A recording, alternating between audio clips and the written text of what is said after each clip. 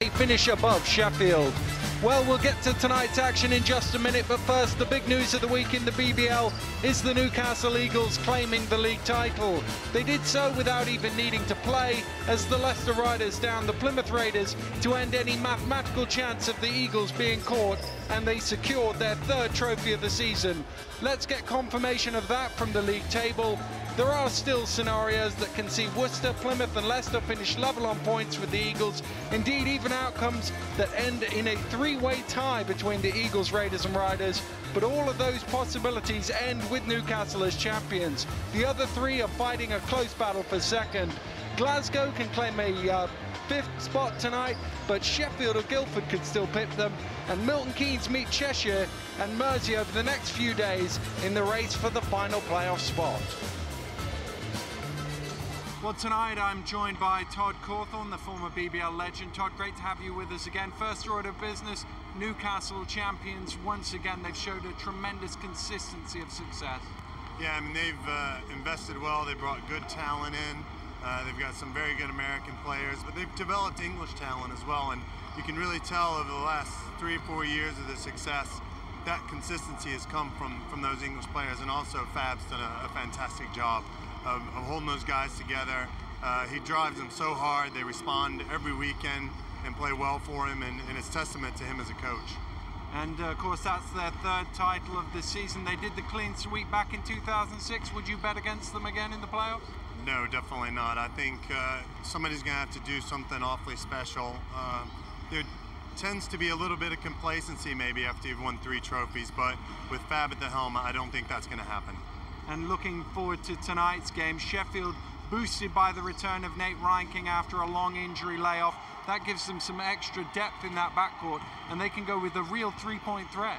Yeah, I mean, there have been a few college teams this year in America who've run with a 3, sometimes even a 4-guard lineup, and I think Sheffield will be able to do that tonight. It'll be interesting because Glasgow's not that tall of a team either, so it could be quick on quick. I'm open for a high-scoring game, to be honest. Yeah, me too. The Rocks have had a lot of adversity this year, a lot of injuries, but they found a way to keep on winning. If they can win tonight, they'll be 5th, which would be quite an achievement. Yeah, I read something recently where Sterling said he was a little bit disappointed with their season, and I was a little bit taken aback with that. With the injuries they've had and the adversity that they've come through, I'm sure they must be a really tight-knit unit as a team to come through that. And to enjoy the success they've had, they're in 5th place at the moment. I mean, it's testament to him as a coach and them as players that somebody different has stepped up on a lot of different nights. And as a former player, you've a lot of experience at this time of year. How difficult in April is it to get ready physically and mentally for the playoffs? Well, usually the sun's coming out just a little bit, but unfortunately the last couple of weeks that hasn't happened. So sometimes the weather can help you. I think the fact that it's still kind of dark and cold and rainy is probably making the players still think it's winter time, but it is that time of year where, you know, the playoffs can give you a fresh start if you have had a bad year, and I think Sheffield is a prime example of a team that's looking for that to happen. Well, those are Todd's thoughts. Earlier I caught up with the 2 coaches to gauge their opinions ahead of tonight's game. Well, Atiba, playing the team just above you in the table, how much is this about standings and how much is it finding your form ahead of the playoffs? Everything now is about our form. You know, we're just trying to win as many games as we can. We've been really up and down. We've had a bad slide towards the end of the season. You know, we've had our reasons for it, but that still doesn't excuse it. So right now, just been emphasizing ourselves, trying to get it in the right position for the playoffs. It must be nice having Nate back in the lineup. Yeah, definitely. You know, last game was his first time back, and those minutes he played, you know, you can't write it down how much that helps your team when you have him in the game. And I just know things are going to be running smoother, guys are going to make reads better, and someone can deliver the passes. And it gives you a whole different option. You could go out there with 3 guards. Yeah, we're still tinkering with the lineup a little bit, seeing how we can play small ball and still be effective on the glass and defensively. You know, but we just got to shoot the ball well tonight, and that's the key for us. And Glasgow's a team a bit like yourselves. They've had some adversity, but they've seen their way through it. Yeah, Sterling's done a great job with these guys. I know he's had some big key injuries. You know, he's had to blip through and fight through here and there, but he's had some big wins, and I know these guys got to be confident going into the stretch right now. And what does it take to beat a team like that? You know, last 2 times we played them pretty good defensively, so I think we just need more of that and just a little more offensive continuity and knock some more shots down. Good luck in today's game. Thank you. Cheers. Well, Sterling, it's been a long old season, a testing season for you guys. Victory tonight would secure 5th, which would be some achievement given the adversity you faced. Yeah, I mean, right now, I've said so many time and time again that, right now we're just trying to focus on winning basketball games. And it's been a tough year for us. It really has. But, I credit the guys for the effort they've put in all season, whatever's been thrown out at us. And, to say we've been able to secure the 5th place on the win tonight is a good thing for us. So, we're taking it as another win. That's what we want to look forward to tonight. How much of this time of year is about balancing to get yourselves in the right shape for the playoffs? I mean, it's extremely crucial. It's just, if you can go into the playoffs on a good level, playing a level of play, then, anything can happen. And, that's what we're trying to focus on right now. It's going to take a lot from everybody to kind of get back together. We haven't been together long as a group, a healthy group. So right now we're trying to find our feet and trying to stay consistent with how we plan, and that's what our focus is on. And Sheffield have got some pretty good three-point shooters, and Nate Reinking back in the lineup now as well. That's a potent attack. Yeah, just our luck. That's just what happens. Nate's back today, and of course Patton and Langhurst. All three of those guys are real good, great shooters from the perimeter. So we got to make sure that we try to flush them off of that spot, make those guys drive to the basket, and then just utilize our defensive capabilities on the inside too. Mike Tuck is playing great basketball right now, so we got to be ready for his performance on the interior, and just have a collective team effort today.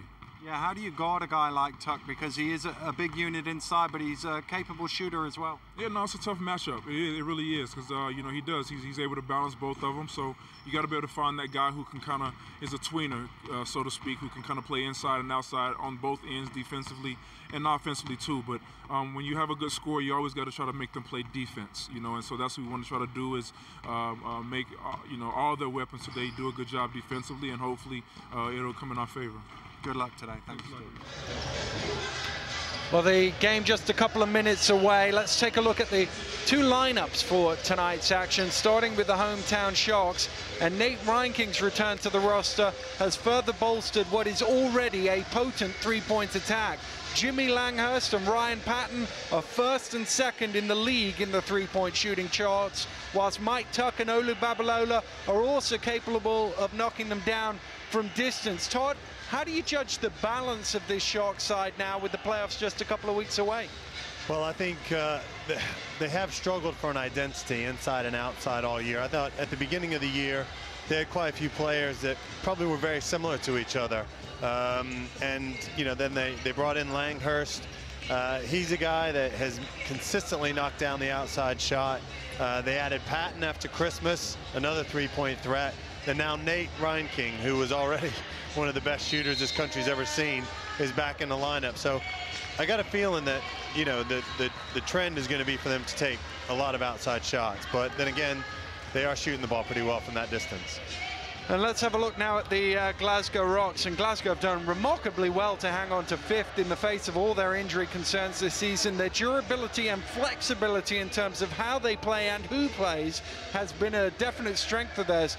At full strength, they have a good squad and will be a tough out in the postseason. None of the top 4 will be keen to see Glasgow. No, I agree with you. And I was looking through their stats today, and there's 6 guys who are actually averaging double figures for their team. So, there have been guys, as I mentioned before, who've had to step up on different nights and play a bigger role than they might have been playing due to someone getting injured or someone not being able to play. And that really can enable guys to get confidence, and they can step up on any night and do the job for the coach. Well, that's very much been the case of the season for the Rocks and their fans. Is they've had the likes of Hoffer and Wedemeyer, who when they first came into the league were very much seen as role players in the game, not in the starting lineup, but both guys have had to play big minutes and both have contributed well. Yeah, I mean, Huffer's averaging 12.5 points a game, and Wedemeyer's averaging 11.5 points a game. So those guys, I mean, you say it's only 12 and 11, but still that consistency that they've had to been able to perform, especially at home. This is a tough team when they're at home, and they've beaten the Sharks twice there this year. Now they've come down here to Sheffield right at the end of the season. I think this is going to be a real interesting contest to see who jumps out early and who brings it, with the energy and intensity. And I've seen the Rocks many times. I would say this is their optimum starting 5, and I don't know that I've actually seen them play with this starting lineup before this season. And we are good to go here. Referee just checking the table is happy. And I think they are, so we're ready to go. It'll be Cranhurst and Tuck to jump it up.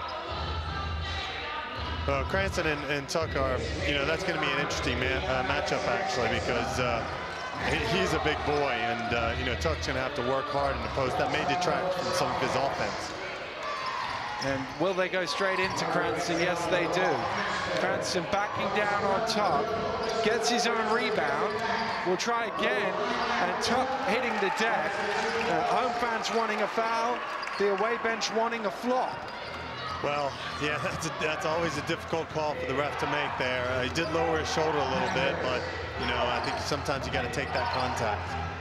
Here's Tuck, and this is what he can do at the other end, is stretch Cranston all the way out to the three-point line. That's why it's an intriguing matchup at both ends of the floor. Here's Patton in the corner. Backs out behind the three-point line, fires up, and hits all string. Just shows what we were saying right at the top. Yeah, on the screen and roll there, Cranston got a switch out onto Pat. He's got deep range.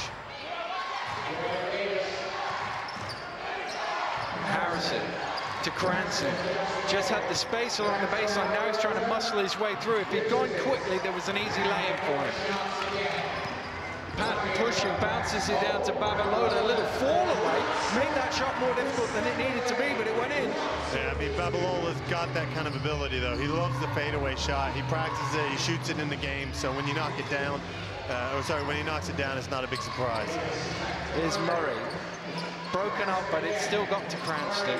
Not sure why that wasn't a foot violation. It did look like it got kicked, but Glasgow end up with the score anyway. No, Murray's impressed me. He's just progressively gotten better and better over the last 2 or 3 seasons. And he's a guy that can give you 25 quite easily on any given night. Certainly if his three-point shot is dropping, Tuck from mid-range knocks it down. Well, I think we've seen what each team is trying to do here. Glasgow are trying to go inside and hurt Tuck inside, and Tuck's down at the other end. He's dragged Cranston away from the basket, and he's shooting jump shots. Murray from 19 feet had a thing, but rattled out. It's not a bad shot there from Murray. I mean, I think that's what what Sterling wants. They run a lot of screen and rolls too, and they want to get that shot from Murray. Those good looks for him.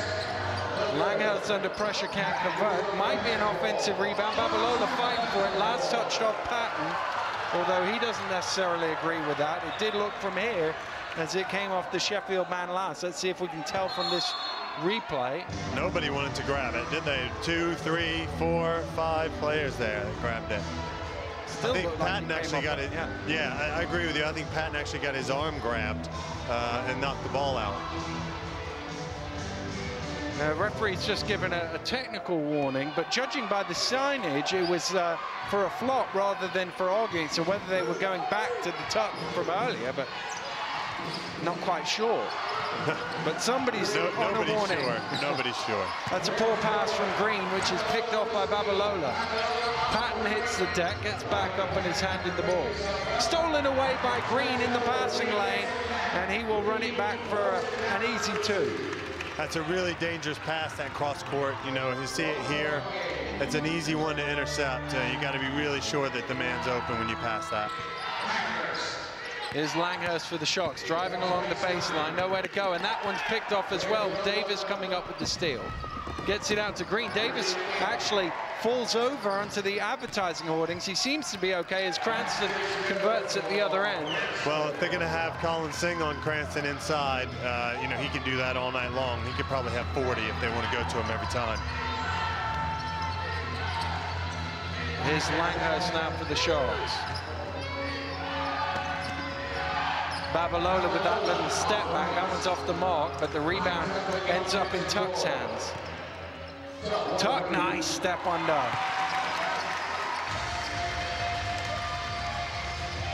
No, it wasn't a very good shot, but Tuck made up for it. Broken play almost, got the offensive rebound. Nice step through and in. Cranston trying to go to work on Tuck strong, but Tuck did enough to put him off. Langhurst, almost stolen away by Murray, and I think Murray then jumping out forced the quick pass, and that's why Babalola couldn't hang on to him. Yeah, that was good anticipation by him, and also I think what you ideally want to see in that situation is a bounce pass into the post, so that the post player can kind of step to the ball and grab it, and makes it a little bit easier for him. Here's Green down in the low block, and he's got the height advantage over Langhurst. That's going to be tough in that low post. I'm surprised that's the first. I think they've been trying to establish Cranston down inside, but they can get a post up on Patton or Langhurst whenever they want. That's stolen away by the Sharks again, and a little bump there from Patton is called for the foul, and that will be sideline possession. Just see him just moving across there. Yeah, I mean, he fouled to stop the fast break. You know, it was his turnover, his mistake, and I think he was just trying to make sure that Glasgow didn't get an easy deuce at the other end. Well, Cranston will sit down for the Rocks as he's replaced by Wedemeyer, and Lyons and Reinking will come in for Singh and Langhurst for the Sharks. The Langhurst leading scorer for Sheffield doesn't even have a shot yet. You know, he hasn't really gotten any good looks at the basket. I'm sure that Glasgow have focused on trying to shut him down. Now they got Reinking in the game. Wedemeyer going to the hole, doesn't quite convert, and rebound Tuck. That's about the second or third easy layup, I would term easy layup, that Glasgow have missed. I think if it comes down to a close game here, they're going to rue missing those opportunities. Well, we were here a couple of weeks ago, and there were almost no fouls and no stoppages in the first quarter, and it just rattled through, and it looks like the same again here, Todd. First 5 minutes have flown by. Murray hits from behind the arc. That's a nice shot from Murray there. I mean, I think we mentioned that before, where Sheffield are averaging the least amount of fouls in the league, so it's not all that surprising when you do get a first quarter, or even last week, I think it was the second quarter as well, there were practically no fouls. Reinking, first touch for three. It might go in. No, it hit the shot clock. It did go in. If it had hit the top of the board, that would be legal, but the shot clock is out of bounds. See if we can see it on this replay. See, it goes up, just hits the front of the shot clock. Right in between the 2 and the 4. And it would have counted were it not for that, but then it might not have gone in were it not for that. But Glasgow have gone to a bit of a smaller lineup here. Murray trying to get some space. It's now with Green. Shot clock down to 4. Davis has to shoot, and he misses everything. It's out of bounds, and take your pick between a out of bounds or a 24-second violation. Yeah, I think, you know, Sterling played for Sheffield. I played with him quite a few years ago down here, and I mean, he is a really tough post-up player. As with all of us, when we get a bit older, we tend to float out towards the three-point line. You know, he has taken a lot more threes nowadays, but he's a good three-point shooter. You know, I think with this lineup they've got at the moment, he can really get inside and do some damage. Babalola to the hole is fouled, and he will go to the line for 2.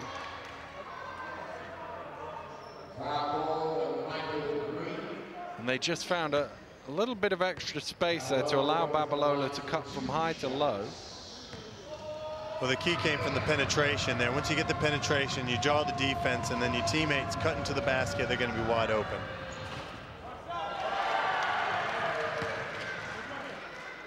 It's Sheffield 9, Glasgow 13. We played just over 6 minutes here at the EIS, and Tuck gets, Babalola gets his team into double figures.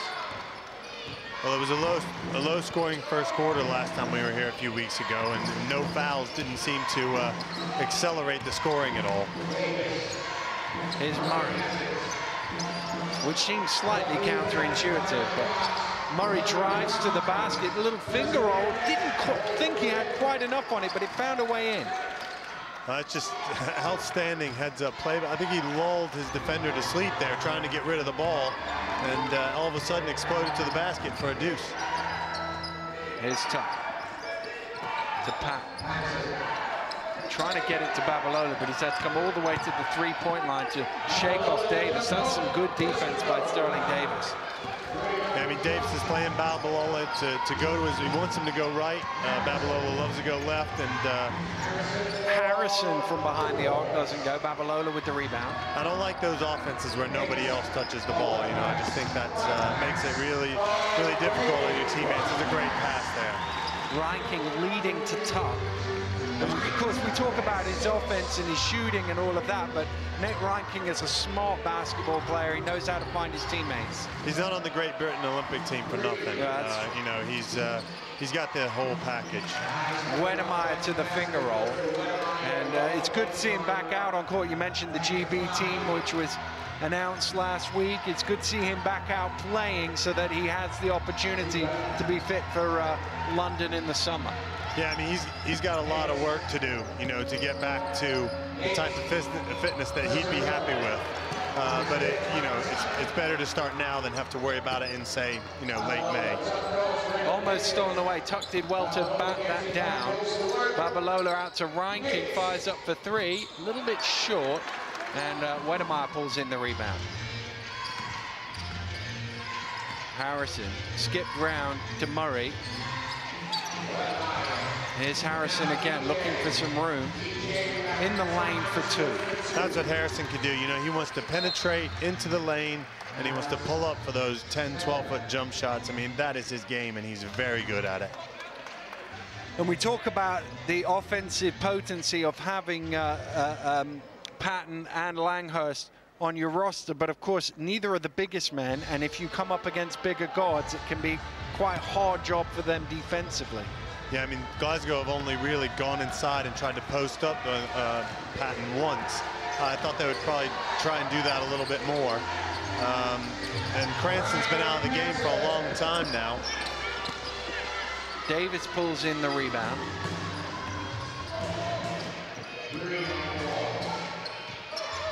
Sheffield's offense is very disjointed to me. You know, there doesn't seem to be any sort of primary flow to it, really. Babalola with the foul on the floor after Davis spanned past him.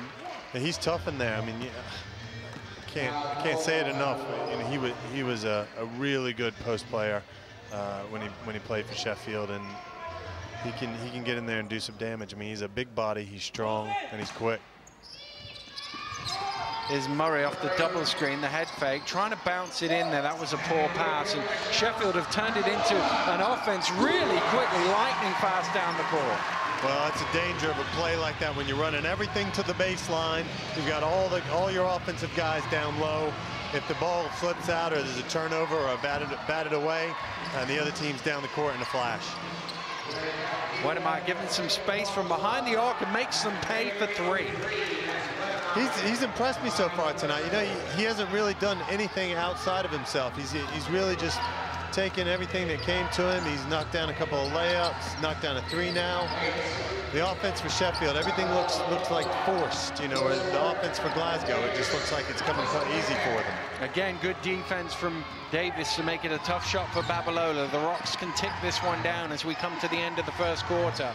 Harrison glances at the clock. Now he has to shoot. He does shoot for three. It doesn't go, and nobody can get the rebound in time. But that is a very good first quarter for the Glasgow Rocks.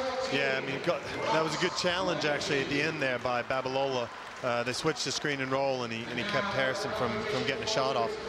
I'm impressed with Glasgow so far. You know, for guys who haven't played, this group haven't played together as much as they have, it looks like they've been playing together all season. We're at the end of one. The Rocks lead by 8. We'll be right back after this.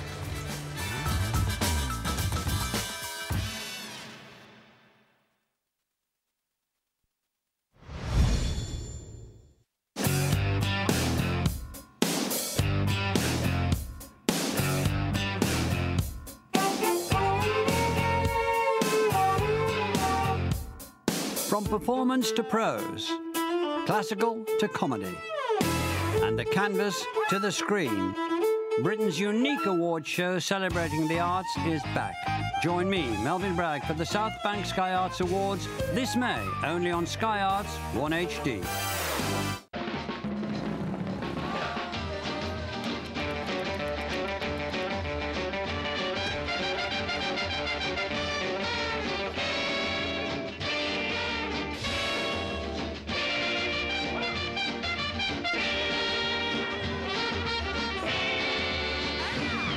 जान पहचान हो जीना आसान हो जान पहचान हो जीना आसान हो.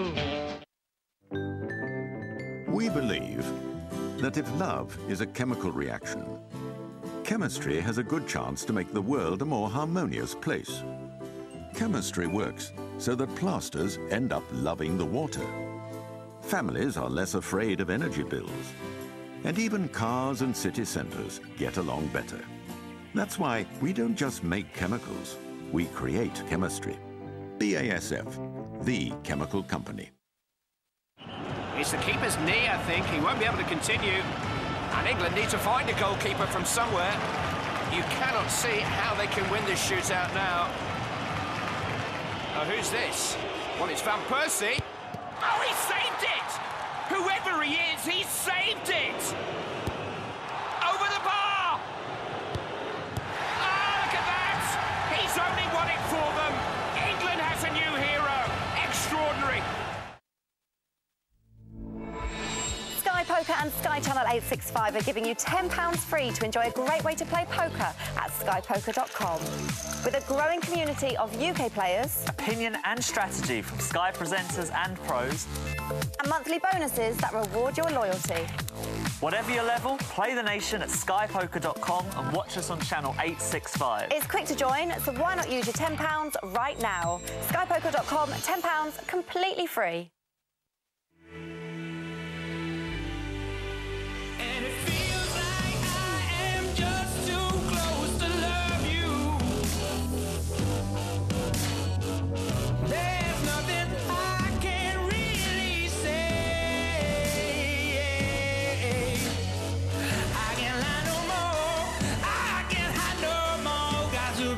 To myself.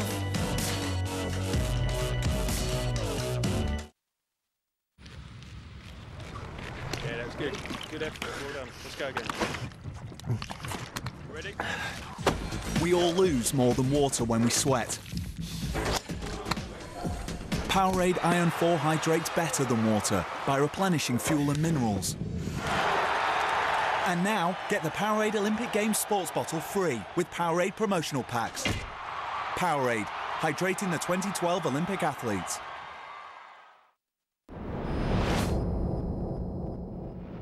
You're home of the Champions League.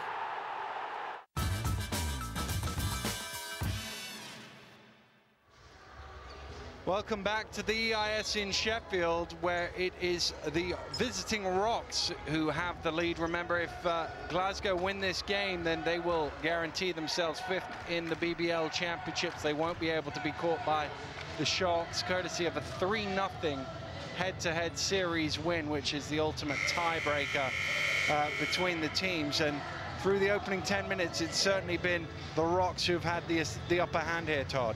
Well, this is a team that in their last outing turned over the league champions. So, you know, they've definitely got some talent out there. Like we said before, there's 6 guys averaging double figures. So far, there's been a multitude of guys who have hurt the Sharks on inside and out. And I've been impressed with their defense as well. They seem to know what they're doing. They're organized on defense. They're getting help. Harrison has just stumbled over to the floor, and I think that's because Atiba Lyons has been called for a foul. I thought he just lost his footing from where I was sat, but obviously Atiba must have caught him. Yeah, I think that looked like a little bit of incidental contact. It'd be some bad luck if oh, he's kind of chasing it, but the trip was accidental. It was totally accidental. That's a really tough call. Here's Cranston. Double down on him this time. Gachette trying to knock the ball loose. They get it to Harrison, guarded by Langhurst. Little turnaround, and that one's pulled in by Babalola. Is Tuck running hard, and he's blocked and fouled. Green and Cranston in attention. I think it'll be Cranston who's called for the foul. Yes, it is. Yeah, I'm not sure. I think that was a little bit of, oh, he pushed him there. Did you see his left arm just push him? Yeah, I mean, that was actually a good call because he pushed him right in the back. And Tuck will go to the free throw line. His laces are just undone, so he's going to have to do them up first, and now he will take his 2 attempts. The interesting thing about Glasgow's lineup at the moment, Murray's come out, Davis has come out, and they've actually got a four-guard lineup in at the moment. So they're the team that's actually gone to the small lineup when we predicted that Sheffield might try and do it. And Sheffield got probably their biggest lineup that they can possibly put in at the moment. Well, we see which one wins out. It's always an interesting battle when you have guards against forwards, but it doesn't necessarily always go to the bigger men. There's Harrison. Huffer in the corner. Green. Now to Cranston. He has to go now. He has a glance at the shot clock at the other end and somehow finds his way to basket and lays it in. Well, Langhurst was behind him there. I thought he was going to try and go for the steal, but he was a little bit too far away. I think he was surprised when Cranston spun. Bichette gets it to Lyons. Good is the shout from Sterling Davis. He liked that defense by his team. Nice pass to Harrison. Just towed the line. Otherwise, that one would have been worth 3. I mean, you love the fact that he knocked down the shot, but you bemoan the fact that he didn't know where his feet were on the court, because literally 2 inches further back and he had a 3-pointer. Tuck to Langhurst. Rocks by 10 now. His Lions trying to make the most of that matchup, but Huffer wins out with the steal, and Lyons in his frustration commits the foul. Great play by Huffer. I thought Atiba had him there. You know, he got him into the middle. He could have gone with right here, could have gone with a little baby hook, but the double comes over, and good hands by Huffer, and then Atiba follows through and fouls him. And that's the second personal foul on Atiba Lyons. Gareth Murray getting ready to check back into the game for the Rocks as Green with a little stop and go out to Huffer in the corner for 3. Offensive board from Cranston. Going back to work with a little hook shot inside for 2. I mean, I couldn't believe when I saw how big he was. It listed at 6'7", but he just looks a lot bigger than that. I mean, he's a big unit in there, and it's tough for Tuck to get around him. He's got some nice moves. Langhurst. Still not gotten a shot that I can remember, Langhurst. Tuck under pressure is off the mark. Good closeout by Cranston. Gee, Glasgow's defense has been really impressive so far. And here's Cranston at the offensive end. Good hustle from Wedemeyer to try and keep it alive, but it ends up in the hands of Langhurst. Langhurst fires up for 3, doesn't go. Tuck fighting for it, tips it out, but only as far as Huffer. So when you're not getting opportunities and you're not getting shots within the offense, you tend to take things that are a little bit out of context. Great offensive rebound from Green to keep alive the missed 3 from Harrison, but it's all Glasgow at the minute, Todd Hawthorne. Yeah, I think it's one of those things. We wondered which lineup would win out, whether the bigger lineup, and there you saw the smaller lineup actually out-rebounding the bigger lineup. You know, rebounding is about effort, it's about hustle, it's about desire, and if you don't block your man out, if you got somebody that's going to keep going to the boards at time after time, you're not going to be able to stop them. Well, it's a 14-point lead for the Rocks here at the EIS, and it's forced the Sharks into a timeout. Sterling Davis will definitely be the happier coach as he talks through things with his team, leading 30 points to 16 here in Sheffield. And really, their defense has been excellent, and they've fed off that at the offensive end. Yeah, defense to offense, it's a great formula to use if you're a coach. The stops that they've been getting, they've been making Sheffield take a lot of poor shots. They've been boxing out well. They've been playing tough inside. Even the smaller guys guarding bigger guys have all played tough. They're not backing down, and you know, they've come in here into Sheffield's house, and they've made it quite obvious to me, and I think to the fans as well, that you know, they want to come out of here with a win. Sheffield's going to have to step it up soon, or you know, this could get ugly. I've seen Glasgow a number of times this season, and I must say this is just about the first time I've seen them fully fit, and they look every bit as good as you would have expected them to be with a fully fit lineup. They're really aggressive as well. I've been impressed with that through the first 13 minutes. Here's Tuck trying to go to work. Oh, lovely from Mike Tuck with the spin. Yeah, I love that move. I love using the rim for protection when you're under the basket. And we watched that one spin back in, a turnover at the other end as Michael Green is called for a traveling violation, which has given the Sharks the ball back. Sheffield have their small lineup in now. They've got the 3 guards in, Patton, Langhurst, and Ryan King. They're probably going to run a little bit of outside screening, try and get some threes. And they tried on that occasion, but Patton's shot doesn't go. You know, we talk about Sheffield's 3-point attempts, but Glasgow have shot 614 threes this year. You know, compared to Sheffield's 460, it's the 150 more that they've shot. They've certainly not shied away from it. Green inside to Wedemeyer with shot clock getting very low. Can't quite get a decent look off, and Ryan King pushing, finds Langhurst. Back round to Ryan King, fakes at the 3, trying to drive in, and a little reach foul on Gareth Murray. What I loved about that offense is the ball went from one side of the court to the other, and then back to the other side of the court. By the time it got back to Nate on the other side, he was open, little ball fake, and took it to the basket, drew the foul on Murray. DeAndre Cranston will sit down. He's replaced by Sterling Davis. And here's Langhurst. Langhurst goes the opposite way to the screen, and sometimes that catches the defender off guard. He's expecting you to go one way, you go the other, and Langhurst lays it in for 2.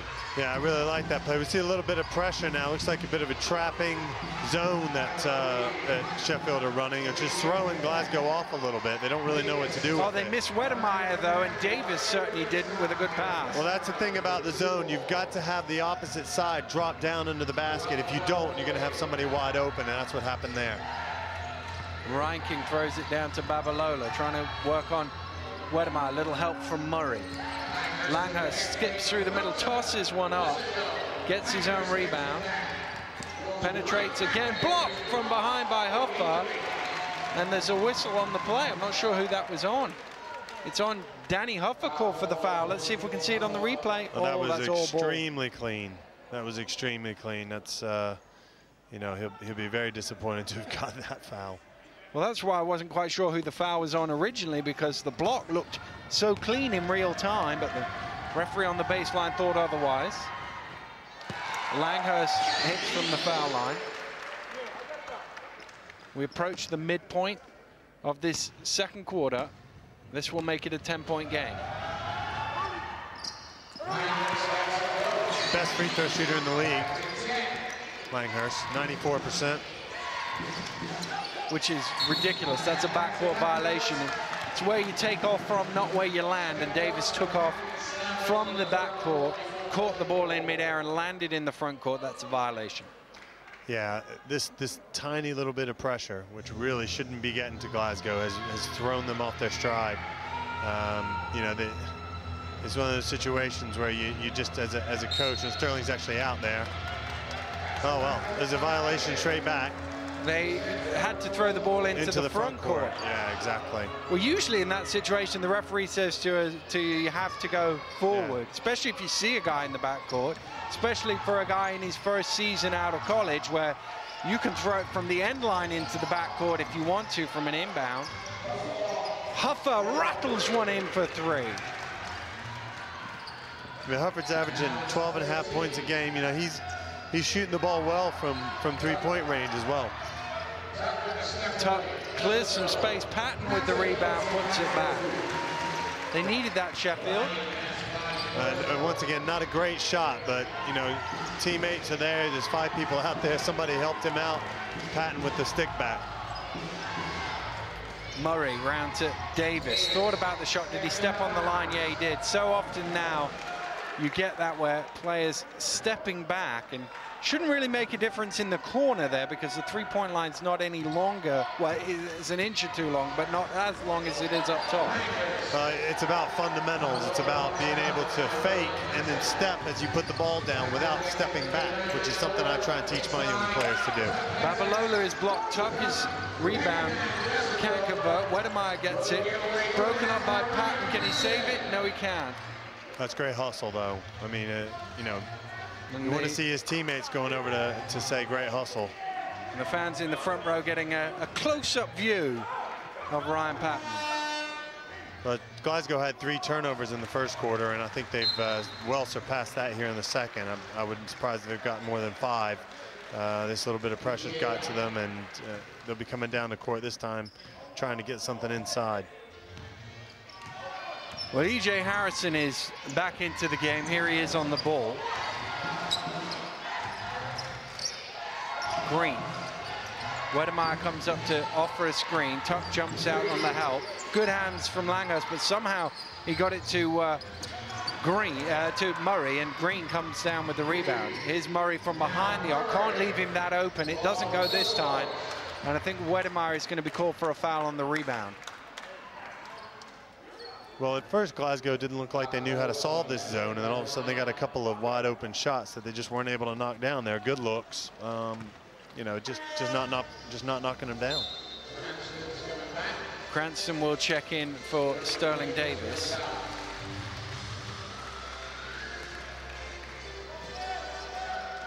It's the Sharks 24, the Rocks 35. 3:25 to go here in the first half. Reinking with a spin. Oh, not quite enough on the finish. He looks at the referee as if to say, I had my arm caught there. Green. Thought about tossing an alley-oop cross-court for Cranston, decided against it. Cranston to the high post to Wedemeyer, and Nate Reinking could do nothing but foul in that position. That's a problem with this 3-2 zone. You know, when you drop down weak side, you got a guard on usually on a post player. It's not an easy situation. You're going to have to get in front to make sure that you don't let the ball get in there.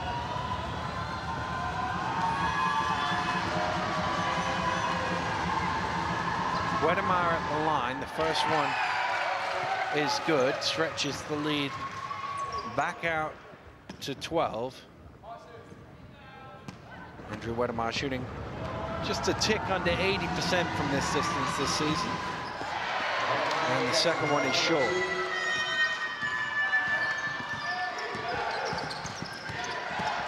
Pat. Langhurst. Tuck trying to back down on Cranston. Good step. Just lulled his man into stepping forward and blew right past him. Yeah, it's a tough situation, really, because as a post player, you really want to force your guy into the middle. That's what he's doing, but he doesn't have any help in there. Murray gets it to Cranston in the corner. He's Green for 3. Rebounded by Tuck. Tuck to Reinking, had to go up high to pull that one in. Zips it cross-court to Langhurst with the head fake. Steps under. And Glasgow will come down with that defensive rebound. It's getting a little bit ragtag after what I thought was a really fluid first quarter. Wedemeyer with the tough shot. Cranston the offensive boards, and Tuck is forced to foul him.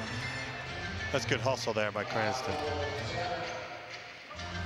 His Wedemeyer shot overcooked, but Cranston diving in for that rebound. And well, once again, you had Nate Reinking down there on the baseline trying to box out Cranston. That's not an easy thing to do, even for somebody the same size as him. Cranston makes the front end of 2 free throws. 2:03 now to play in the first half. Davis had a timeout scheduled there, but he canceled it. So I guess he was happy with what Cranston had done.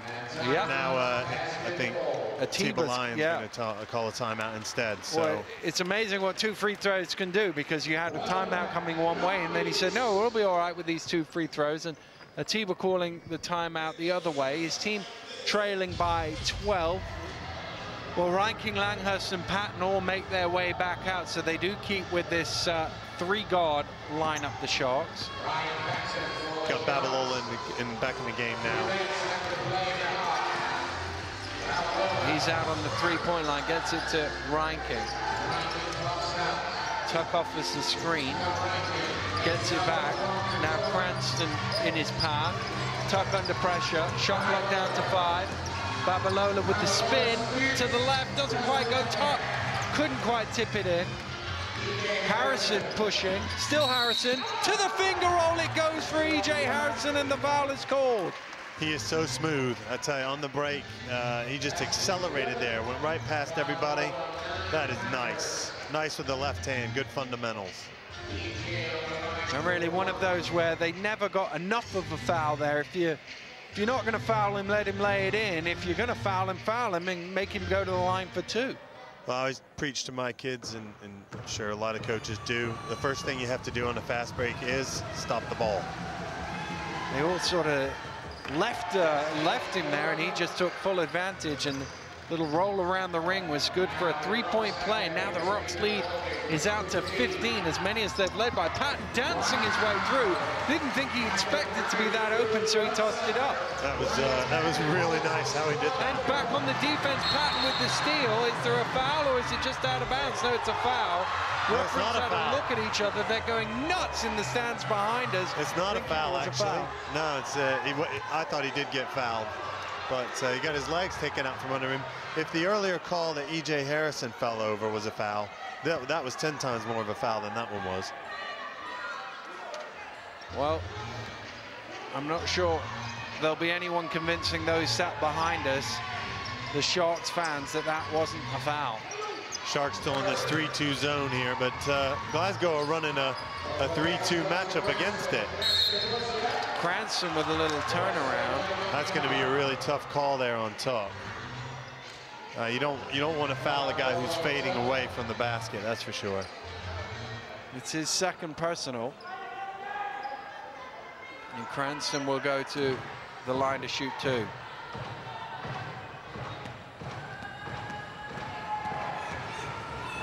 After the first quarter of 3 fouls, and we have 9 in this quarter, so it's a bit more usual. The 3 fouls is unusual. The 9 is about pace. Yeah, a lot of the fouls that have happened in this quarter have been off of either a mistake and somebody fouling straight after, or letting the other team get an offensive rebound and having to foul somebody. So it's almost like trying to make up for a mistake. Patton. Off that high pick and roll, you cannot slip under, or else Patton will make you pay. His shot is like butter. It's just awesome. It looks great coming out of his hand. Follow through, nothing but net. Neither one of his shots has even touched the rim. Cranston at the elbow, traveled with it. He didn't actually leave the floor, which is why Sterling is going a little bit crazy. He got a long way through his shot routine. The referee saying that his foot had left the ground, and that's why he's called for the travel. Yeah, I don't know if we're going to be able to see that again, but it definitely didn't look like he left the floor to me. That was a perceptive call as opposed to an actual call of something that happened. 35 seconds to go here in the first half. The Sharks hanging on in there, trailing by 10. Ryan King with the head fake, trying to barrel his way through, and the problem with that is neither defender's in a good defensive position, so any foul call is always going to be defensive. I mean, he came off that screen, you'd expect him just to launch it, with the space that he had, but he took it to the basket. The help came straight away.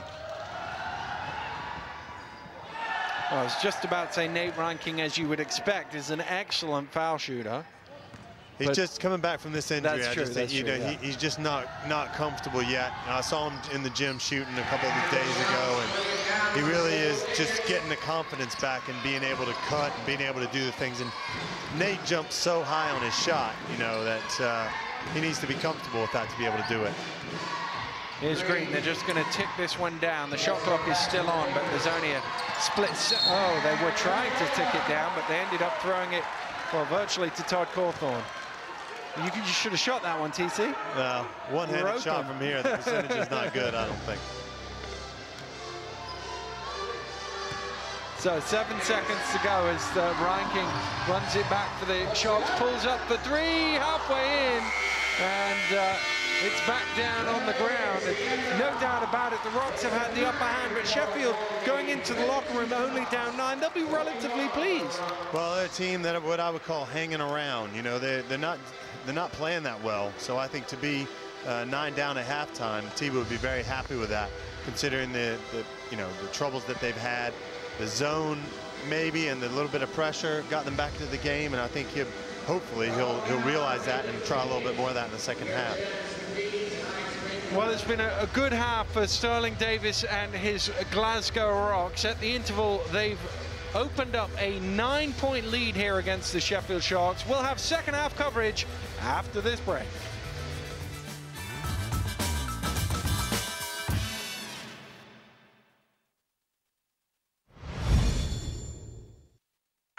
This one goes out to all you hungry guys out there.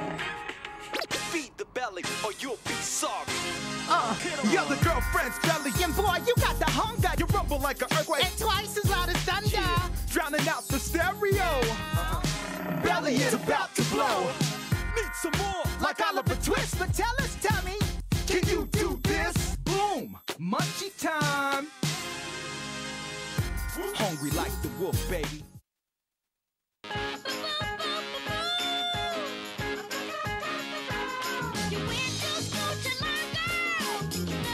The delicious new Aero, now with more bubbles than ever. Join us on Facebook to make the world a bubblier place. New Bulmers number 17 with crushed red berries and lime rewards people who are up for new experiences. Excuse me, my friend's band, they're playing in about an hour around the corner. Guys, are you guys busy? Take a chance. No? Yes! Ladies and gentlemen, please welcome my friend's band. Plan B!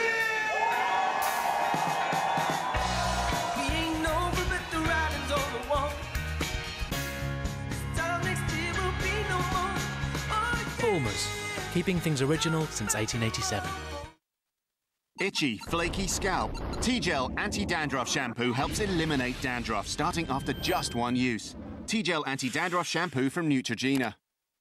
Sky's Online Casino brings you a great range of online casino games with a completely free £10 bonus to new players to play on casino classics such as £1 Million Drop, Cops and Robbers and Cleopatra, and favourite games like Deal or No Deal, where you choose your lucky box and attempt to beat the banker. You can use your free £10 to play the slot version too, or a jackpot game that's reached £2.6 million. Claim your £10 free now at Sky's Online Casino. SkyVegas.com. Try and save money on his energy bill at Money's Supermarket, and now he feels electric. Save £200 on your energy bill and feel like a winner. You're so Money's Supermarket, you don't even know it. I'm very tired. Nearly there, sweetheart.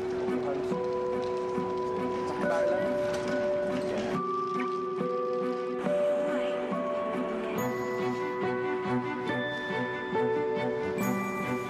It's a real nightmare when your card is lost or stolen.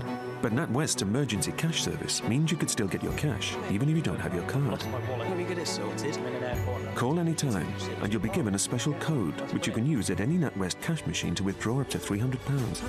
NatWest is part of the only banking group to offer this service. Isn't it time you switch to a more helpful bank? NatWest. Helpful banking. New Shoremen Adventure.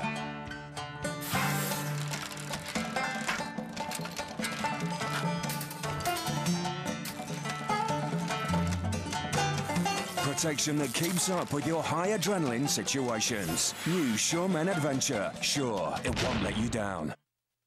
Now experience the thrill of adventure with Shoremen. Beat the elements online with codes on special packs to win cash every 5 minutes. It's Nico Rosberg who wins in China. 3 races, 3 different winners. The championship now moves to Bahrain. And the only place to see all the action live is on Sky Sports F1 HD. Lights out and away we go. The F1 show. Practice, qualifying and uninterrupted race coverage. This is going to be tight, isn't it? The Bahrain Grand Prix weekend. Coverage sponsored by Santander. Sky Sports F1 HD.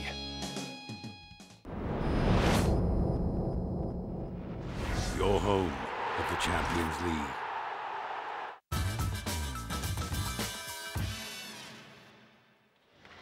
Welcome back to the EIS here in Sheffield as the two teams make their way back out on court. With me, Todd Cawthorne. They've just been chanting TC in the crowd. They've spotted a legend of Sharks basketball. And they still remember you, Todd, very fondly as well. Yeah, it's nice to be remembered. It's nice to have him chant when I walk in the building. Is very nice. I do appreciate it, and very nice to me. Here's the Rocks. Another former Sheffield player there, Sterling Davis, firing up for 3. That doesn't go, and it will be a Glasgow ball as it came off a Sheffield player last. 2 other Sharks legends in the house, Ian McKinney from the bomb squad and Jason Swain from the bomb squad. So just to add to our 3-point discussion, 2 guys who shot the 3-pointer very well for Sheffield. 3, speaking of which, goes in for the Rocks. Second chance opportunities, you know, fighting underneath the basket for the rebound. Ball goes out of bounds. You get another offense, another crack at it. Here's Langhurst. Lions. See Atiba Lions starting at the half here for Tuck, who's got 2 fouls. Well, that's certainly a lot of strength in that matchup between Lyons and Davis. That was a good move by Atiba. You know, he took his man to the middle, nice little spin there. Got the advantage, sealed him on his back, and Sterling had to come over top for the foul.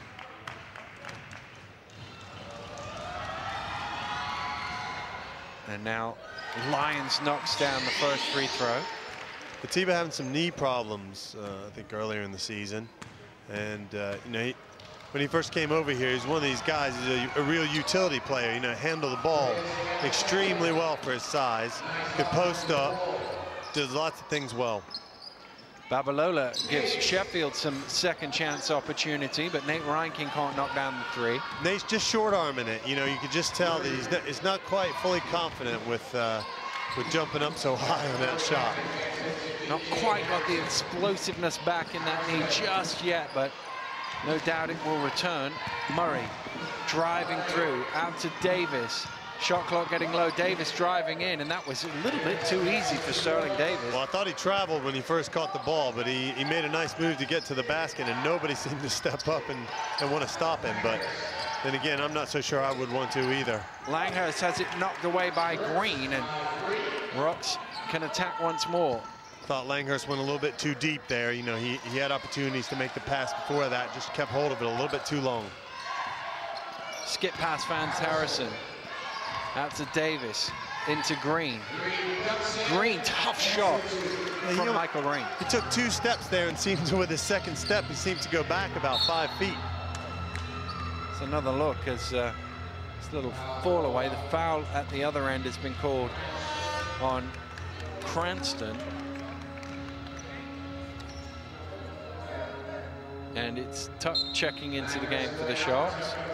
Langhurst will sit down. That's the second personal foul on Cranston.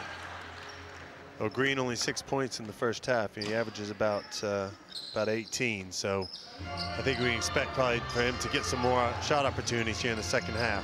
He's one of those go-to guys as well down the stretch that if they're in free throw situation, he almost always has the ball. Tuck off the glass, doesn't quite go for 3. Green to Murray, thinks about the 3, turns it down. Green looking to penetrate, back out to Murray and on to Davis. Davis dancing through the middle for 2. Well, that's just a beautiful move, and that's the kind of things that he can do. He's always been versatile. He's always been able to go to the basket, shoot outside. You got to respect his outside shot. He's a big body. Reinking from behind the arc for 3, and there it is, Nate Reinking from distance. Well, he's going to knock one down sooner or later if you give him that many opportunities, but that's good ball movement by Sheffield. I don't think we've seen an offense where they move the ball so well. And as Murray fires up for a long 2, we were talking at halftime how we talked up the Sharks' 3-point threat. First half, we didn't see much of it, saw a lot of missed 3s. Reinking trying to make it back-to-back, and does, and that'll get them going. I mean, that's what he can do. They shot 18% in the first half. Nate's just knocked 2 down. Look, no hesitation. Nice arc, nice follow-through. Definitely not short-arming that one now. But despite back-to-back 3s, they still trail by 11 here. Harrison steps underneath. His mid-range jump shot is so good. I mean, he just made a living out of that. And it just goes to show you that you don't have to be a 3-point bomb threat. If you can knock it down every now and again, then that's great, but he's made a living from 15 to 17. Reinking for a third. Doesn't go this time. Cranston pulls in. Yeah, it's amazing how few people really practice that mid-range as well. A lot of guys spend time practicing the three-pointer, practicing attacking the basket, but you can, as you say, make a living from 15 feet. That's such a good point, Daniel. And the other thing that I would say is off the dribble as well. Being able to catch the ball at three-point line, take one dribble to 17, 18 feet. It's a lost art. Murray's three-point shot doesn't go. The Babalola on now.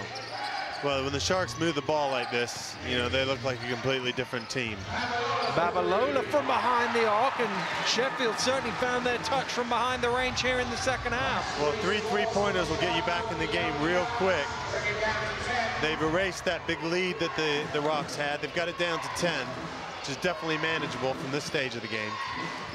Here's Green to reply with three of his own. It's short, and it can get down to single figures here as Reinking brings it forward for Sheffield. Babalola with that little fall away. That will go, and that will force Sterling Davis and the Glasgow Rocks into an early timeout here in the second half. The Sharks have cut it down to only 8 off this fall away from Babalola. Well, that's his shot. You know, he wants to get to that point where he can turn over his left shoulder and make that shot. And he, you know, he's getting that opportunity tonight, and there he knocked it down. We've had two guys score, the last 11 points for Sheffield. Reinking and Babalola coming through now in the clutch for them and getting them back into the game. And just like that, you know, Glasgow look like they're struggling a little bit now. Well, there's a pause in the action here, so we'll take a break too. We'll be right back after this.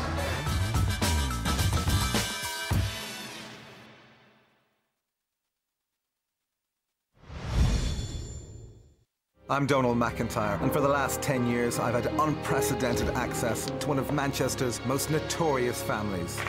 We're Noonans. If you take on one of us, you take them as all. Our families are surrounded by death. To understand real crime, you have to get uncomfortably close. I've done some nasty things in my time, things I cannot speak about. Are you ready to witness life at home with the Noonans? A brand new series. Starts Sunday at 10, exclusive to CI, also in HD. There's a new way to rent movies instantly. It's called the Sky Store, and it's open to Sky TV customers with Anytime Plus. Rent over 1,000 movies instantly with Sky Store. Yeah, that was good. Good effort. Well done. Let's go again. Ready? We all lose more than water when we sweat. Powerade Iron 4 hydrates better than water by replenishing fuel and minerals. And now, get the Powerade Olympic Games sports bottle free with Powerade promotional packs. Powerade, hydrating the 2012 Olympic athletes.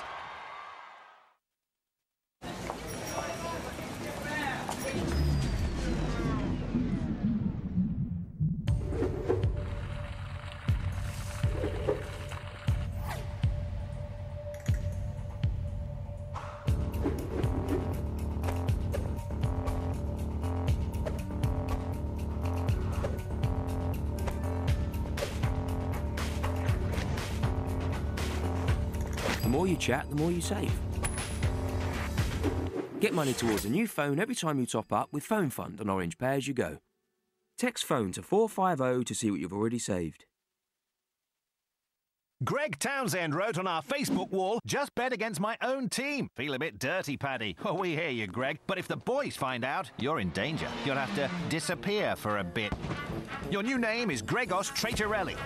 Here's your new house, your new wife, your new kids, your new car, and you now support Atletico Kebab. So bet against your team on paddypower.com one last time before your new life begins. We hear you, Gregos Traitorelli.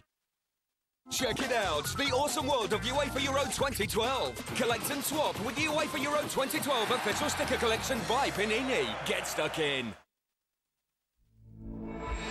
Sky Poker and Sky Channel 865 are giving you £10 free to enjoy a great way to play poker at skypoker.com. With a growing community of UK players, opinion and strategy from Sky presenters and pros, and monthly bonuses that reward your loyalty. Whatever your level, play the nation at skypoker.com and watch us on channel 865. It's quick to join, so why not use your £10 right now? Skypoker.com, £10 completely free. Une annonce importante de Stella Artois. It has come to my attention that a few people still don't know that Stella Artois has launched a cidre. Not cider. C'est cidre. A day trip. Le masterclass. From the country. Born on the continent. Le apple. Le hand-picked apple. The pint glass. Non, le chalice.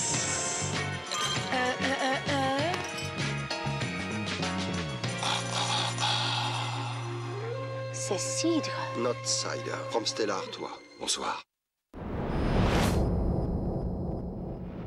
Your home of the Champions League.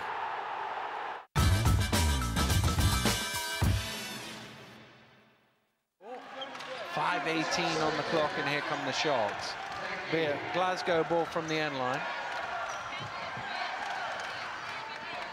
50-50, it's the blue ticket. 114. E.J. Harrison crosses the halfway line for the Rocks. Cranston waving at him like he wanted the ball in the low post, but it's Murray who has it now. Cranston has to come all the way to the other side to get the ball. Shot clock getting low. Trying to go to work. Block from Babalola. Good recovery after Cranston got a step on him. Well, that was a bit of a force there by Cranston. You know, he desperately wanted to get to the basket and score, and he made it really difficult for himself. Didn't have the angle. Reinking steps back. Murray diving out, but what a shot that is for Nate Reinking for a long two. That's a beautiful step back move right there from Nate. Just gave himself a little bit of room. Fire over the taller Murray. Green turning the corner, gets it out to Murray. And just a little bump there from Atiba Lyons, a little nod of the head as if to acknowledge that as a good call. Well, Atiba spent a large chunk of this season on the sideline. I'm sure he's probably still feeling that he's not in the shape that he wants to be in, or optimum shape for him. And, you know, in a situation like that, you got to close out to your man with your hand up. You got to stay low and make sure that you send them baseline. No reset of the shot clock, so, well, it was reset to 14, I should say. They've got to shoot, and Murray gets it off in time, but Tuck pulls it in. Sheffield can cut this further. It's 6 at the minute. Babalola, tough shot, rattles in, and Sheffield have climbed all the way back to only 4 down now. It's a huge run here by Sheffield. You know, they've got two guys that are doing it all for them, Babalola and Reinking. Going to the well, keep going there, I say. You know, they got them back into the game, might as well keep giving it to them. See if they can take you over the top here. Green almost loses it, gets it back. Murray, shot clock low again for the Rocks. Davis with the jumper, they needed that. Yeah, from the coach, you know, a very solid move, just a turnaround step back shot. Very nice. Pat is Babalola, thinks about the three, takes the three. Oh, it was halfway in. He should have almost got a point, it went so far down. Well, the Rocks really need to take their time here and get another good shot.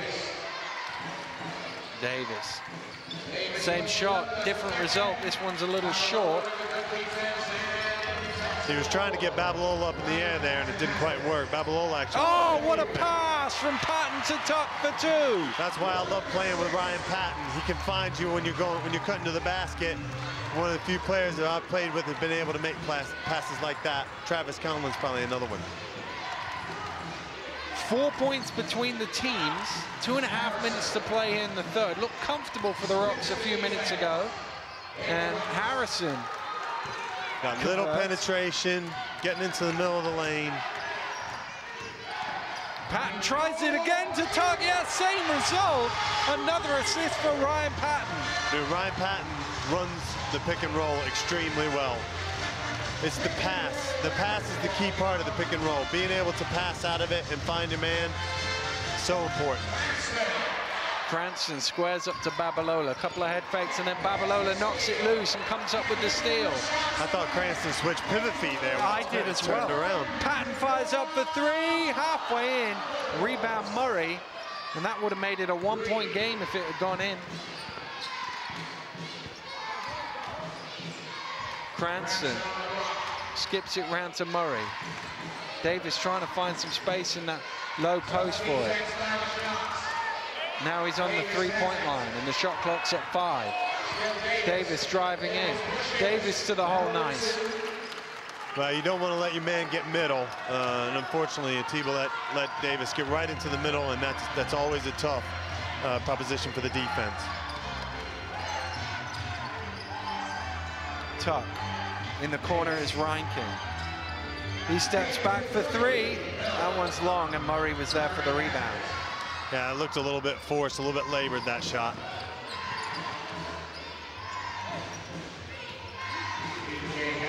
Harrison calls the play.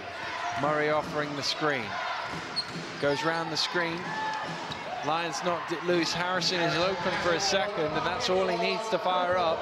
Offensive rebound from Cranston, trying to go to work on Babalola, who stopped him getting to the basket, but didn't prevent him from scoring. Yeah, it was two big bodies there that just clashed, and Cranston able to make a really tough shot, little baby hook shot over top of Babalola. Babalola, important for Sheffield to get a score here, you feel, with 18.9 on the clock. They trail by 8, having got back to 4. They would want to keep this in single figures going into the final quarter. Subs both ways as Wedemeyer checks in for the Rocks and Langhurst for the Sharks. 10 on the shot clock, 18.9 on the game clock. Looks like Rock's in the zone here. Always dangerous when there's 3 three-point shooters in the game, but Langhurst got to shoot, fires it up on the buzzer, doesn't go. Knocked loose by Tuck, but illegally so. And there is best part of 6 seconds left here, and the Rocks are going to have possession with a chance to make it a 10-point lead. Yeah, that's a foul. I guess they're not in the bonus, so it doesn't really hurt you that much. Probably preventing them from getting an easy fast break, if anything else. Green round the screen, cut through the double team, gets it to Davis. Davis to Harrison, couldn't get it off in time, didn't go anyway, didn't have to give the referees a decision to make. I think if Davis hadn't jumped there and just passed it straight away to the corner, you know, I think Harrison would have had enough time to get it up. But the Rocks recovering well after Sheffield had a great spell in that third period. I think Sheffield's got the momentum here. I think Rocks looking a little bit tired maybe. Offense isn't flowing as well. This zone that Sheffield is playing has kind of thrown them out of sync a little bit. But I think that, you know, what they did do was steady the ship in that last minute, because if they hadn't have, they'd have been in big trouble. Yeah, they certainly did. Just for a few seconds there, it looked like the Sheffield Sharks might get all the way back and take the lead. As it is, they've cut it to 8 at the end of the third period. 10 minutes to go in this vital BBL championship. We'll be right back after this.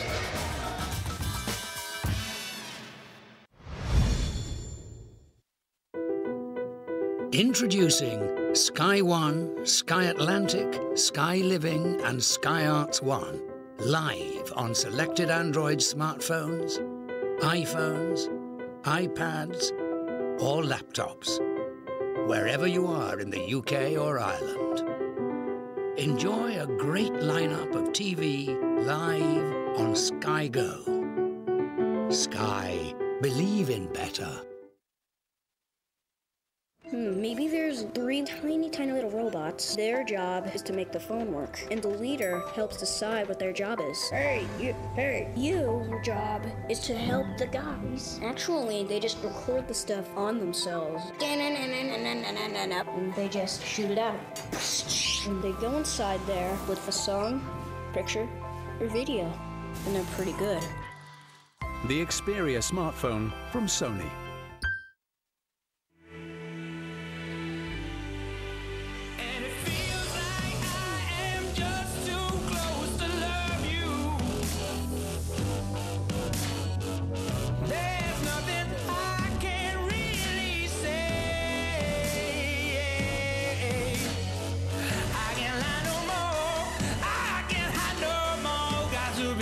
picture myself.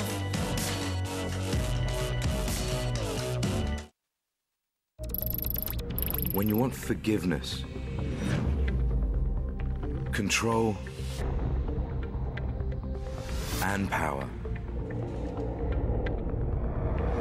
Over and over and over again. The legendary Callaway X22 set of irons, now only £349, saving £150. Also the Callaway Diablo Edge Hybrid, now only £89. Only at American Golf. Love golf? Love American Golf. Claim £10 completely free and experience the thrills of Sky's online casino. All the best games all in one place. Blackjack games, roulette games, multi-line slot games, bonus rounds, free spins, and average weekly payouts of over £19 million. All the best games to play online and on your mobile. Claim your free £10 bonus now. No deposit required. SkyVegas.com. Sometimes the start of something special starts even earlier. No other dating site gets to know you better than eHarmony. So whether you're energetic, laid back, outgoing, or thoughtful, at eHarmony we'll only introduce you to people you can really connect with, giving you a better chance of finding someone really special. Join eharmony.co.uk today and review your matches for free.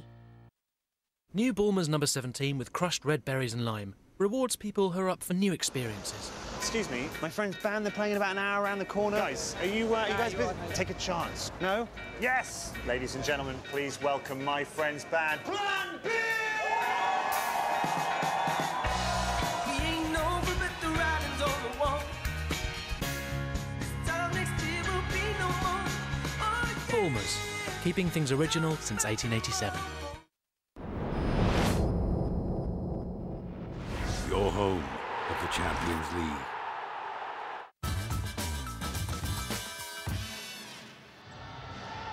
Welcome back to Sheffield in what is very much a battle for 5th place here in the BBL Championship table.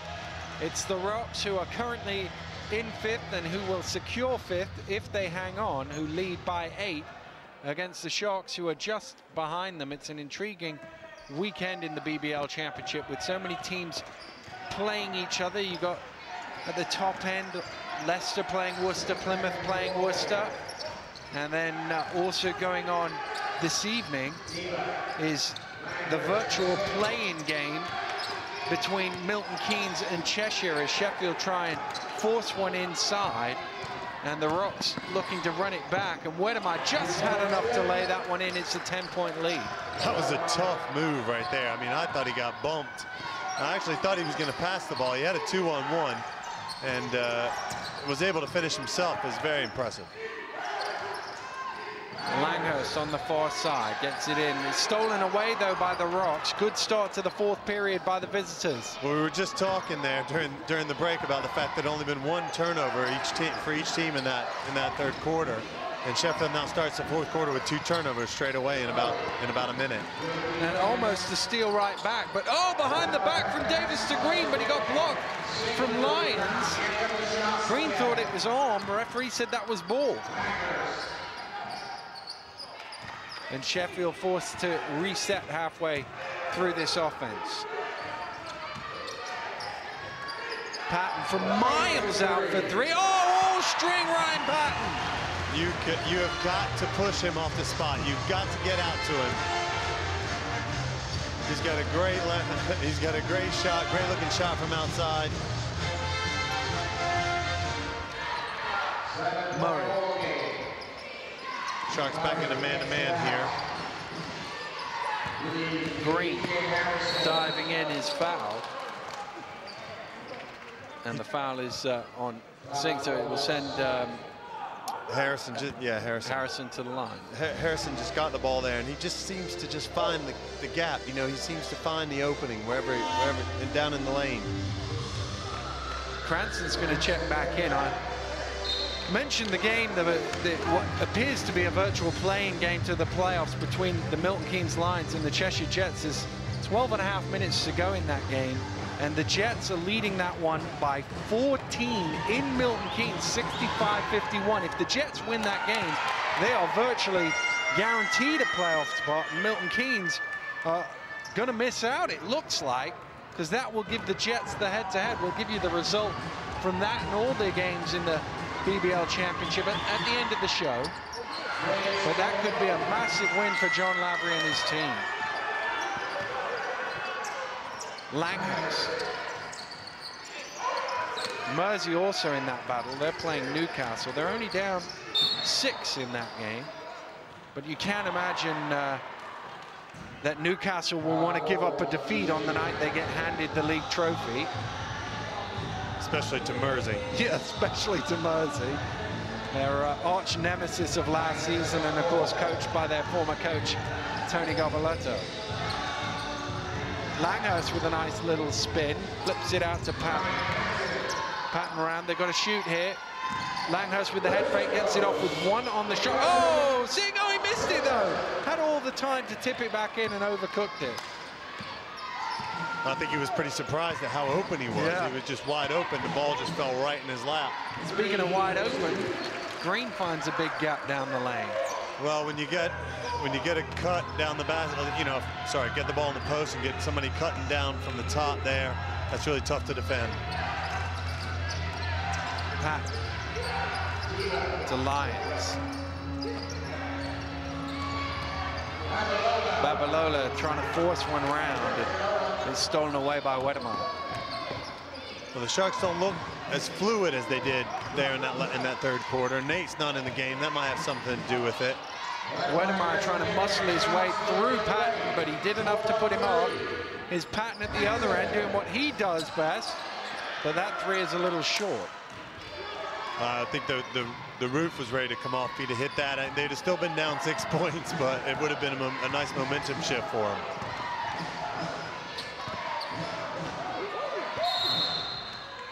Foul called off the ball. I think it's on, no, it's on Green for a holding foul. He was trying to post up Langhurst and get some space, but ended up committing a foul. He doesn't seem to be arguing it, but his coach has just gone to ask the referee, what did he do? Let's see if we can have a look on this replay. Here comes Green. Oh, he's just holding down the arm of Langhurst, and Langhurst says to the referee, look, ref, he's holding my hand. And referee went, yeah, you're right, there's a foul. It's not often you can tell the referee to call it, and he just calls it straight away. But you know, he made it pretty obvious and a pretty easy call for Dale Edgerton to make. Well, I'm sure Sterling got a short explanation there. He was holding him, coach. You want to tell him to let go. And Sterling scored a timeout here. His team leading this one by 9. It's a good timeout for him. I think he needed to probably sort out a few things defensively, because it looks like this zone, Sheffield are running a few plays and they're getting some wide open looks. And the other key, I think, for Glasgow is getting back on defense. You know, some of the shots that Sheffield have taken have been out of the break, three-point penetrating pitch opportunities that they've been taking advantage of, and a lot of, you know, some of the times Glasgow haven't gotten back en masse. Important couple of minutes here for the Sheffield Sharks. They've been hanging about all game, but they need to make another charge similar to the one they made in the third quarter. Patton. Foul is caught on Green as he went aggressively after the ball that Babalola had. Well, that was a silly foul, because I actually thought Babalola was going to travel there. He didn't look like he got hold of the ball right, and it looked like he was going to take an extra step. His third personal foul, and I think he's going to get himself a breather now with Danny Huffer coming in for him. And I think what it was is coming so quickly after the whole foul at the other end, the referee, the coach just thought, just sit down for a minute. Well, they need him in the game. You know, they need his offense in the game. So I don't think he'll be sitting out for very long. Green is their leading scorer with 13 so far. Wedemar pulls in the rebound. That is, of course, unless they go up by 10 or 15 points here. he might not need to come back in. Tuck jumps out on the screen. Cranston up top. Shot clock. Going down again. Yeah. Has to turn into something individual. And pulled down by Murray. Look what I found. But he, yeah, it was one of those. What's that doing there? I'll have that. Yeah, look what I found. Right off the rim, straight back in my hands. Up and in for 2.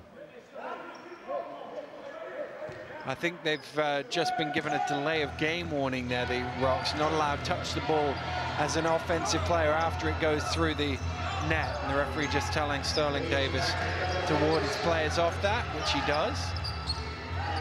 Although if they do it again, it'll be a technical foul. Patton has it now. Patton fakes it the 3, steps under. Ryan King fires up from the top of the arc. That's off right, and Cranston pulls in the rebound. Yeah, it's getting crunch time. If Glasgow can get a couple of more offenses here, get it down to the 3-minute mark or so, and keep this 10-point lead, it's going to be tough for Sheffield. Murray trying to back down Nate Ryan King, little fall away. Doesn't have enough on it. And Tuck pulls in the rebound.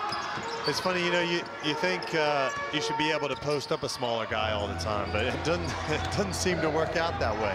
Here's Tuck trying to do that against Huffer. He has to kick it out to Patton for 3. Patton went chasing after it like he thought it was short, but he was wrong. It went in. That's a big shot now for Sheffield. It gets it back down to 8 now. Glasgow look a little bit disjointed here on offense. They've had pretty much every offense has gone down to. Oh! Number 1, how did Harrison get the rebound? Number 2, how did he miss the putback? Inside is Babalola, and he's fouled hard by Cranston. Got his money's worth out of that foul, and he'll send Babalola to the line. Well, there's no malice in that. You know, he went for the ball, but definitely got it. He kept him from scoring, which is what you want to do, and you want to make him go to the line and earn it. You know, in a situation like this, when you're up 8, that's the best that he could have done. Well, I mean, that's how they used to teach the game. Don't give him an easy layup. Make sure you foul him and see if he can make them both from the free throw line. And we're coming up to playoff basketball. That's one thing in the playoffs. You know, you got to earn it. Don't get the easy shots in the playoffs that you get during the regular season. First one is good for Babalola. This will make it a 6-point game if it'll go in for him. And he just about does. So both these teams, good free throw shooting teams, around about the 72-73% mark. Able to convert those free shots, those free opportunities is very important. Harrison, little short rebound. Wedemeyer steps in and lays it in for 2. Important offensive board there for the Rocks. I'm impressed with Wedemeyer tonight. You know, he's been in the right place at the right time a lot. Langhurst is closed out, but Reinking will get his shot off for 3, and here's Nate Reinking again from behind the arc. It's down to 5 with just under 4 to play. Well, they're trading 2 for 3 at the moment, and you know that's not going to be good enough for Glasgow, but definitely good enough for Sheffield. Green to respond. Yes, he hits a 3 from behind the arc. That is a huge shot, right in Ryan King's face, and you know that is really tough. It's tough to guard, tough to defend. Patton is bumped by Davis. It's funny because when you play up in Glasgow, Sterling hedges out on screens very aggressively and rarely gets called for anything like that. But I think away from home, it doesn't work. It doesn't work the same. Well, they're over the limit, so it will be 2 free throws for Patton.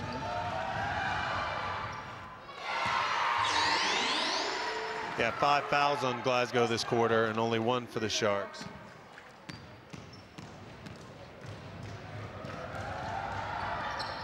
Patton. Timeout has been called. 3 minutes and 25 seconds to go here at the EIS. The Sheffield Sharks 65 and the Glasgow Rocks 71. Well, there's a pause in the action here, so we'll take a break too. We'll be right back after this.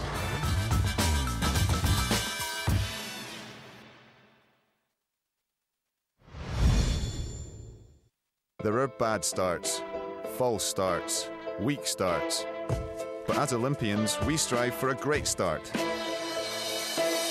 every race and every morning. Gillette Fusion Pro Glide. Designed for a comfortable shave even against the grain.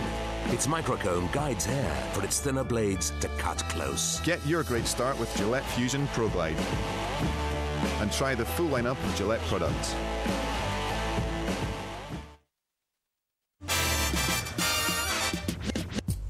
Hey, Mr. 4x4, you look real big, and real tall. Your 40-inch wheels make you look real dapper. You work in a bank, but your car's a rapper. And you could drive on the moon, if you lived on the moon. These other cars you dismiss, but ask yourself, Big Dog, can you do this? Uh-huh. That's what I'm talking about right there. Sweet moves.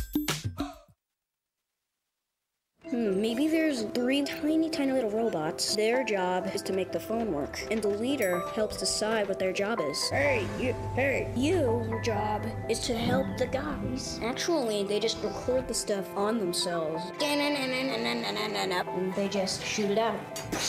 And they go inside there with a song, picture, or video. And they're pretty good. The Xperia smartphone from Sony. See you two later. Oh, Weetabix golden syrup, eh? You're gonna need it.